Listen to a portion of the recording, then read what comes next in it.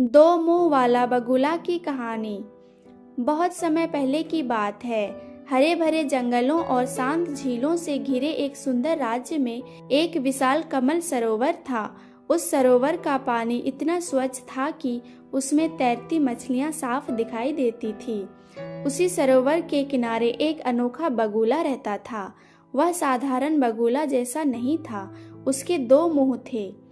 जंगल के सभी पक्षी और जानवर उसे देखकर हैरान रह जाते थे। कोई कहता यह तो प्रकृति का चमत्कार है, तो कोई फुसफुसाता शायद यह किसी पुराने कर्म का फल है। उस बगुले के दो सिर थे, पर शरीर एक ही था। दोनों मुंह अलग अलग सोचते थे, अलग अलग बोलते थे और अक्सर आपस में बहस करते रहते थे। पहला मुंह शांत और समझदार था, वह सोच समझकर बोलता था। दूसरा मुंह थोड़ा घमंडी और लालची था, उसे हमेशा ज्यादा खाने और ज्यादा पाने की इच्छा रहती थी। एक दिन सुबह सुबह बगुला झील के किनारे टहल रहा था।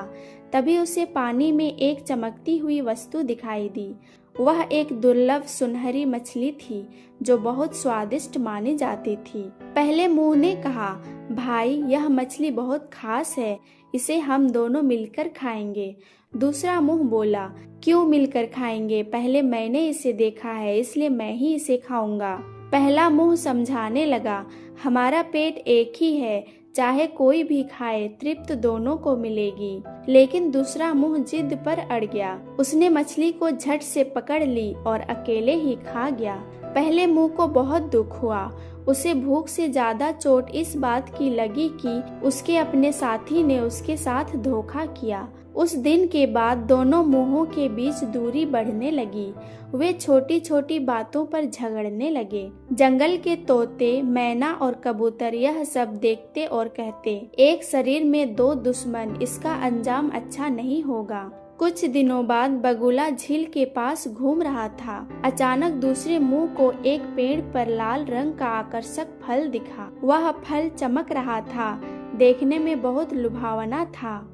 पहले मुंह ने सावधानी से कहा, यह फल मुझे ठीक नहीं लग रहा, इसकी गंध अजीब है, शायद यह विषैला हो। दूसरा मुंह, जो पहले से ही मन में बदला लिए बैठा था, बोला, तुमने मुझे उस दिन मछली खाने से रोका था, आज मैं तुम्हारी बात नहीं मानूंगा। पहला मुंह घबरा गया, मत खाओ, हमारा शरीर एक ही है, अगर तुम यह खाओगे तो हम दोनों का नुकसान होगा। लेकिन क्रोध और अहंकार में अंधा हुआ दूसरा मुंह नहीं माना, उसने वह फल खा लिया। कुछ ही देर में बगुले को चक्कर आने लगे, उसका शरीर कांपने लगा। दोनों मुंह अब डर से भर गए थे। दूसरा मुंह पछताते हुए बोला, मैंने क्रोध में आकर गलती कर दी, मुझे समझदारी से काम लेना चाहिए था। पहले मुंह की आंखों में आंसू थे, हम एक शरीर हैं, तुम्हारी गलती का दंड मुझे भी भुगतना पड़ रहा है। थोड़ी ही देर में वह बगुला जमीन पर गिर पड़ा। विष का असर इतना तेज था कि दोनों मुंह हमेशा के लिए शांत हो गए। अगले दिन जब जंगल के जानवरों ने बगुले को निर्जीव देखा तो सबको बहुत दुख हुआ।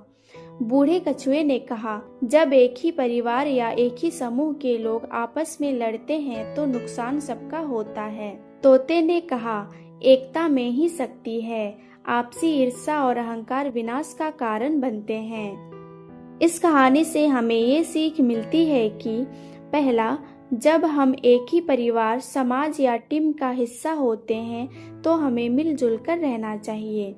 दूसरा, आपसी ईर्ष्या और बदले की भावना अंततः स्वयं को ही नुकसान पहुंचाती है। तीसरा, समझदारी और संयम ही जीवन को सुरक्षित और सफल बनाते हैं।